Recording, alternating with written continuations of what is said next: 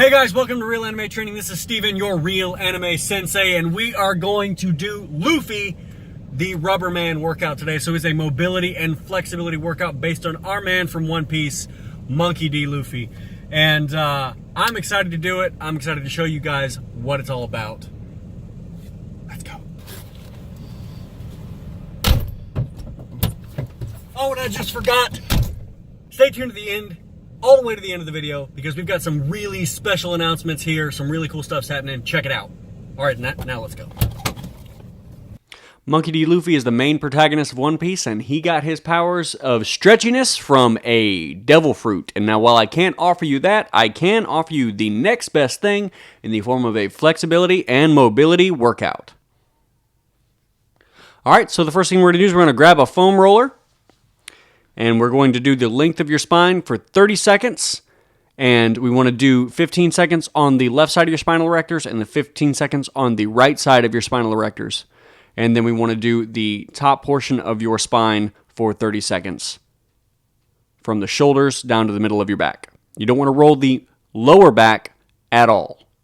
Next, we're going to roll the glutes out. So you want to sit on the foam roller, turn to the side just a little bit so you can get one glute at a time. And we're going to do 30 seconds on each cheek. You want to make sure that you support your body with your hands and your feet so that you can control yourself on the foam roller. That's very important. You're going to remember that for the rest of the workout. After you roll each glute individually, you can roll both of them at the same time if you feel like you need it. The next thing we're going to do is we're going to roll the outside of the glute and the hip abductors, so that's your IT band, and that's going to come from the top of your hip all the way down to just above your knee. And if you find any really tight and triggery spots that kind of hurt, I want you to kind of roll over those nice and slowly. Stop there, maybe move your leg around just a little bit on that spot so that you can work out that kink. All right, the next section is going to be the hamstrings, so you want to make sure that you are on the back side of your leg from the top of your knee all the way up to your glute. And we want to focus on really getting deep in there. So if you can, take your other foot and put it on top of the leg that is being rolled to give it a little bit of extra weight so that it can really dig down in there. If you're not used to foam rolling, though, that might be a little too painful, so back off if you have to.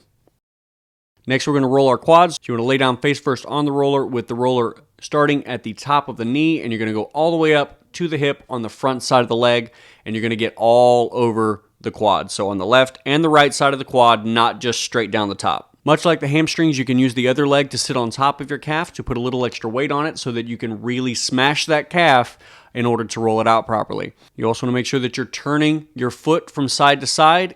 It is necessary to hit the appropriate trigger points. Much like the hamstrings, you can use the other leg to sit on top of your calf to put a little extra weight on it so that you can really smash that calf in order to roll it out properly. Once again, if you are not used to this might be a little painful, so don't go full weight right off the bat. You also want to make sure that you're turning your foot from side to side. It is necessary to hit the appropriate trigger points. You'll see here I'm moving my foot. What I've found here is there's one particular trigger point on my calf, so what I'm going to do is I'm going to lock that down and then move my foot around it so the muscle moves over the foam roller rather than the foam roller moving over the muscle. All right, from the bottom of the knee all the way down to the ankle, we're going to do the outside of the leg, and that's just going to be a small little muscle group that is on the other side of your calf. And you might not realize that this is tight sometimes, so this may hurt a little more than you think. All right, next we're going to roll out your chest, so I want you to lay down with your chest on the foam roller, and you are going to make little motions from the bottom of your collarbone all the way down to the bottom of your pec. This may feel weird. It definitely looks weird. Once again, if you feel tightness in a particular area, what you can do is you can just stop the foam roller on that area and then move your arm around to try to work that out a little better. All right, we're going to work the outside of the delt here. So what I want you to do is you're going to lay down sideways on the foam roller with just your delt. You're going to lay down on the foam roller with just the side of your shoulder on the roller. Now this can be painful, so don't put your whole weight on here. If you can't handle it, roll it a little bit because it's a very small area and you're putting your whole body weight on it. You can see I've got my hand on the foam roller, kind of giving myself some additional support. You can also see that I'm twisting my body to get the entire side of the delt if there's any trigger points that are not directly underneath me. All right, we're going to go back to the upper spine and the shoulders. We really want to hit this area again so that our scapular-thoracic area is taken care of. That's our shoulders and the length of our thoracic spine. And then after that, we just want to lay out in a big Y, stretch everything out, really focus on that thoracic extension. This next section is a general stretching routine that is really going to open up those hips for things like squats, lunges, kicking, all that stuff. So we're going to start off with an anterior hip stretch, also called a runner's stretch. We're going to have the support leg to the side of us with the knee directly over the ankle, with the back leg pushed back as far as we can get it, try to get it as straight as possible, and then we're going to drop that hip. You can also put the knee down and try to push the hip a little further down in that position. As you can see, my leg is at a right angle, and I'm really trying to open up that hip. I've even pushed my knee out just a little bit to try to see if I can push that hip on the left side a little further down. All right, next is a posterior capsule stretch. This is a little weird if you're not used to it, so just play around with it. It really is just about finding what hurts or what is tight and working it out. So what we're going to do, we're going to cross the leg up, and you're going to block that leg with the other knee. And what you're going to do is you're going to sit back into the open side. So right here would be my right side I'm sitting back into, and I'm going to the right and slightly back to try to work out those little kinks that are in the hip. If you don't find any in a particular area, try a different one. And then once you find whatever it is you're looking for, really kind of wiggle back and forth on it so that it can kind of open up. As you get a little bit better, you will be able to move the leg further up your body so that you can have that sort of in a right angle.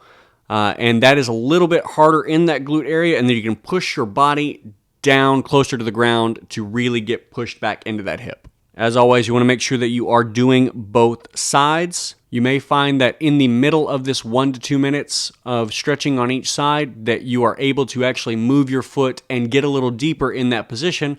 Go ahead and do it. Okay, we're done with the foam roller now. The external hip rotation stretch is for the piriformis. You're going to have the leg out in front of you and have it perpendicular to your body. And what we want to do is we want to try to sit the hip down on the inside on the leg that is back and sit the hip down on the outside on the leg that is forward. And that's you're going to feel a lot of stretch in both the anterior hip, that's the front of the hip on the left side here, and the posterior hip, which is the back on the right side. If you're not used to this, you may have to bring your foot back just a little bit instead of being so far forward.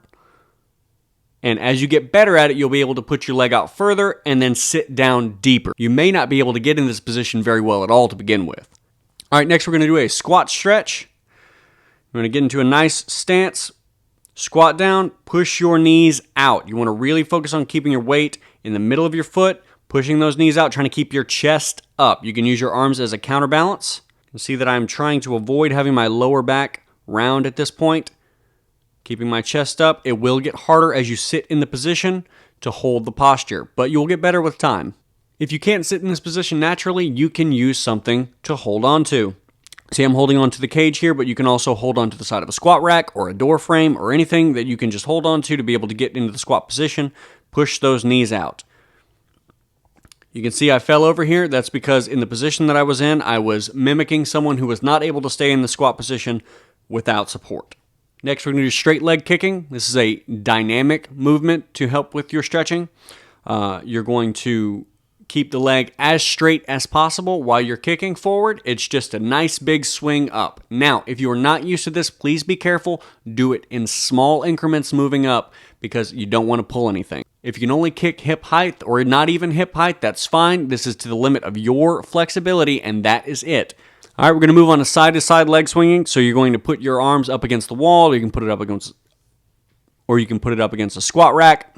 What we want to do is we want to have one leg back, one leg forward, and we're going to swing that leg with the toes pointed forward away from you, back and forth from side to side. So it's going to open up the hip on the right side and then stretch the outside of the hip on the left side. So nice big swing. Try not to get the toes pointed up towards the ceiling at all. All right, we've got a seated turn stretch. So what we're going to do is we're going to sit with one leg out in front of you, cross that other leg over the top of the straight leg, and then you're going to have the opposing elbow and knee touching each other, and you're going to turn in the opposite direction.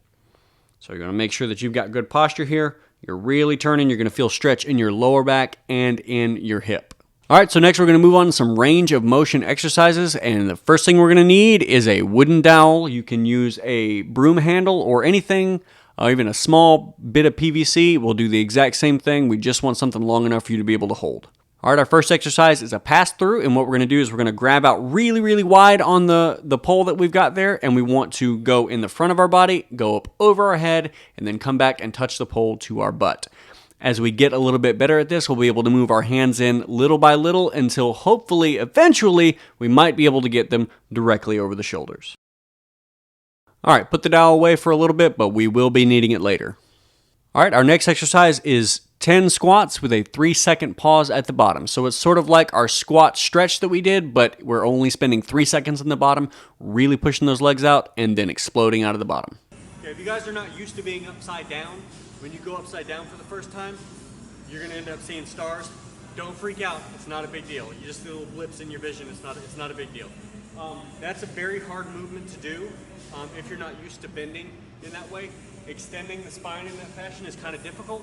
So go slowly. If you end up just starting out and you're having a hard time, just do a little bit of it. So reach back, grab it, say, okay, that's too much. Come back. And then as you get a little bit better at it, say, I'm going to take another step. I'm going to go 1, 2. All right, that's too much. All right. And then you'll slowly be able to work your way down the wall. Once you get to the bottom of the wall, the next step is to push your nose toward the mat and your chest toward the wall. Steven, I feel like you're not giving them enough credit. It does not look very difficult from where I'm standing. Here. Fine. Here we go. Yeah, that's fine. And then reach back. Walk down. Please don't die. Okay. How hard is it, Duffy? You shook the wall.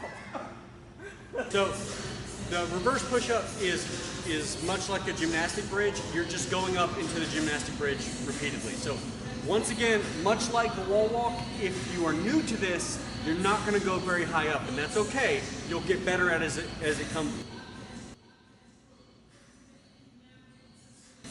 Anyway, that's okay if you're not so good at it right at the beginning. You'll get better at it as time goes on. All right, so you can see we're trying to move the ankles, the shoulders, the elbows, and everything into extension. I'm really trying to make my body into as much of an arch as possible while we're doing this. This requires a fair amount of mobility and a good amount of strength too, so if you can't get all the way off the ground, that's fine. Just focus on moving up as high as you can. If you can't even get off the ground, focus on breaking it up into 2 parts, the legs first, and then try to push up with just the arms and see how high you can get. Our next exercise is the Hindu push-up. So you're going to have your legs out really wide and your hands in front of you just outside your shoulders. Your hands are still going to be turned out just like a normal push-up. You want to make a check mark with the forefinger and thumb on each hand. The starting position, you will press back into your hamstrings and your hips, so you're going to feel some stretch in both of those.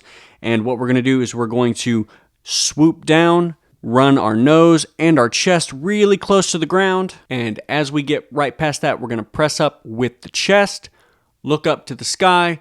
Hips are going to be just above the ground. They're not going to be on the ground though, so you want to keep them off the ground. So you're going to essentially moving from a modified downward dog to a modified upward dog. All right, time to bring back the dowel. So what we want to do is we want to put that dowel on our back and we want to twist our spine. It's a really nice, easy movement. We're really just trying to get some rotation into that spine. You might feel some popping and some cracking. That's perfectly normal. All right, finally, we're going to do some front to back arm swings, and we're going to use that to loosen up those shoulders at the very end of the workout.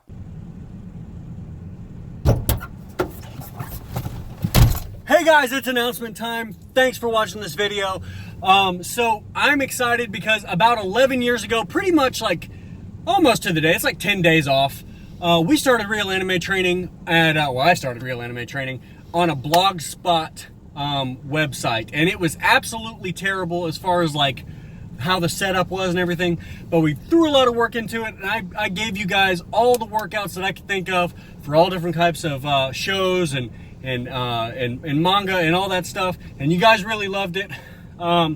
We did the YouTube channel, started a whole bunch of stuff with that, and did Goku's Gravity Room workout and all that jazz. And then we did a few more things, and then I got hooked up with Duffy, and he updated the YouTube channel, and it was fantastic. But now something even cooler's coming. We're gonna update from scratch, rebuild RealAnimeTraining.com, so the blog is renewed. It is something completely different than it has been ever. When's it going to be done? Isn't it done now? Yes. It's done now. It's done now. So go check it out now. RealAnimeTraining.com should be completely up and running now. It has all the old stuff that you love, but it also has some new content, so be sure to read that. And there's going to be more and more new stuff on it all the time. I know it's been kind of neglected in the past, but that's just because I haven't been really wanting to work on the Blogspot website because we were trying to build the new thing, and I didn't want to have to transfer everything all over. So we're now that the new site is up, we're going to be a lot more frequent in that posting. So that's definitely something. And also, it's the foundation for something really, really big that's coming that I can't talk about. Or else they'll have your head. I'll have your head. Something like that. Someone will have your head. Someone will have my head. You have it right now. I have it right now, okay. but I might not later. You know, much like Luffy, I can take a beating, but you can cut. Yeah, you sword still cut my head off. Yeah. So thank you guys so much for watching this video. Thanks for staying to the end so you could see the announcement. And until next time, good luck and train hard. I'm out. I'm going to steal his car. Hey there, you wonderful person. Thanks so much for watching this video. We had a lot of fun putting the work into this thing. Go ahead and check out RealAnimeTraining.com like Steven told you to do, because we do have a lot of cool content there. We put a lot of work into. Check out the articles there. Leave us comments on the articles. Leave comments on the video here. And we'll see you guys in the next one. Until next time, good luck and train hard.